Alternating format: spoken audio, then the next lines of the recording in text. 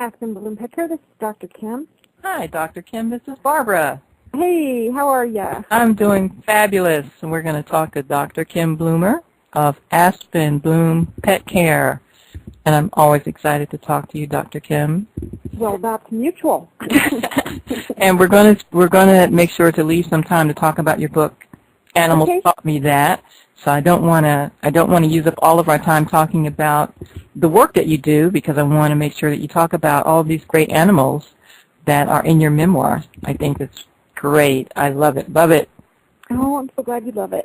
That was a really difficult book for me to write, by the way. So. Well, I guess as a memoir, well, we must go ahead and talk about it right now.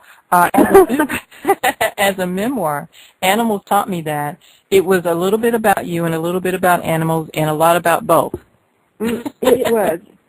It was really, Barbara, about, it was all about the different life lessons that God has taught me through animals. And what it bottom line came down to, Barbara, was that as I looked at it, God was saying you cannot do an expose on anything unless you expose yourself first.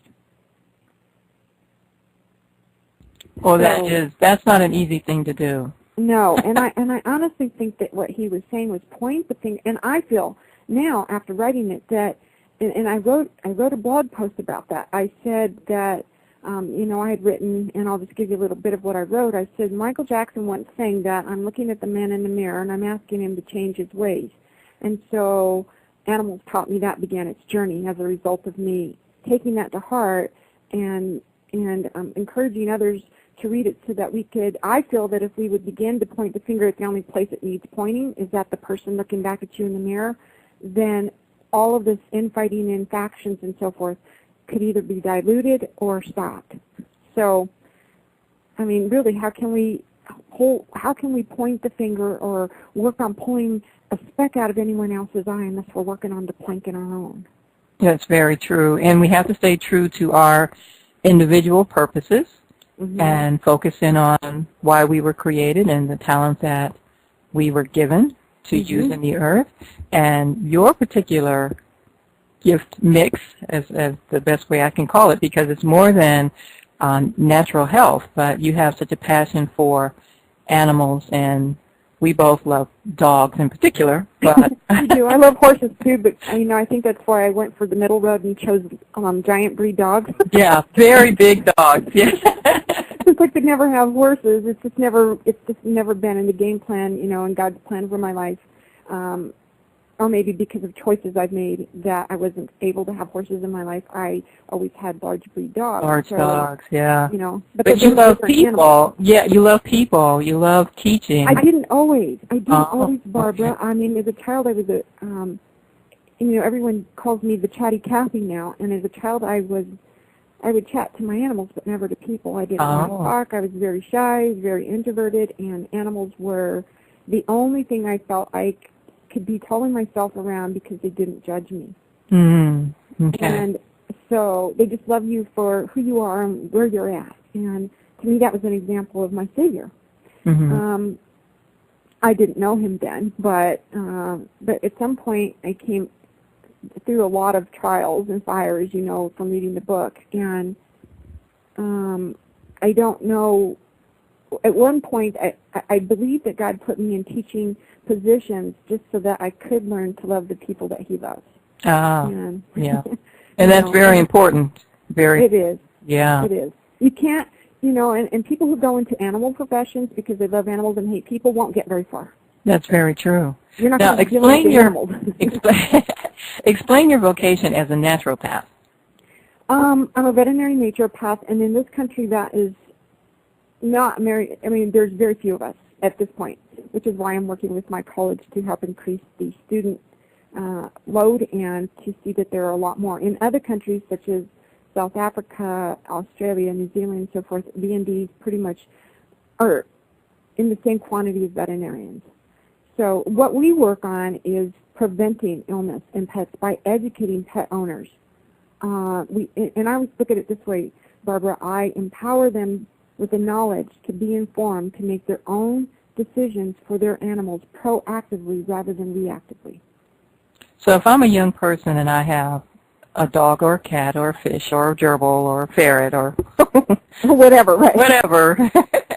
And I focus on dogs, as you know, but Right. I mean, there are people who do other animals. So Right. The way you work in your vocation is you provide information along the way so that you're not running to the vet's office with a sick cat or I teach pet owners. I actually have a total wellness plan that I could teach someone who got a new puppy, or somebody that has a dog where they've tried the conventional route and things aren't working for them, and they want to. That has inspired them to seek out an alternative route. So what I do is I educate them on the foundation of health, which is nutrition, and then guide them where, basically I'm there to hold your hand, encourage you, and guide you. Otherwise, they're going to be spending a lot of time wading through a lot of misinformation, or the way a friend of mine, Dr. Patricia Jordan, says, she calls it disinformation. Okay. So, and there is a lot of information out there, and it confuses people. So I help them eliminate that problem, and that way they can become informed with the right information, which is basic. And Barbara, one of the things that I've learned is and I tell this to our audience all the time on our radio show now, the further from the truth you go, the more complicated things become. And the closer to the truth you are, the simpler it is. It doesn't mean easy, it just means simple. Now, how did you get started? I can imagine you had to do a lot of studying. I've worked, I've worked with animals since I was a teenager. I've worked in a variety of animal-related professions, from kennels, and as you know from the book, a research facility. I've worked in pet stores. I worked in veterinary medicine for many, many years as a tech. So I already worked with animals for the majority of my life. That's all I ever wanted to do. And then I went into teaching later in a secondary, or what we call community college here. I did that for 9 years. So I think combined, it was just, God was just preparing me to be a naturopath, because we embodied the term, the original meaning for doctor or physician, and the original meaning for doctor is educator, and the original meaning for physician is taken from the Greek root, nature. So we're nature teachers. And there's a study involved, but I'd already been doing the studying on alternative and natural health for humans for many years, and then I just on my own started reading and researching for animals. It's just natural for me to do that. And it made sense. It made common sense. And then I said, now I have to get the degree to back up what I already know. And I'll tell you that every single student of ours, maybe with the exception of one or two, who is entering Kingdom College now, they are coming in there already knowing most of this, but what the education does is formalize it for them and put it in the right order. It organizes their thoughts for them. It organizes their experiences and what they've learned, piecework. Now, what did you have to learn? What were the things that? If you're VND, you have to learn large and small animal anatomy, physiology, everything that, like a veterinarian would. You have to learn veterinary terminology. You have to learn, not that you're going to retain it, mind you.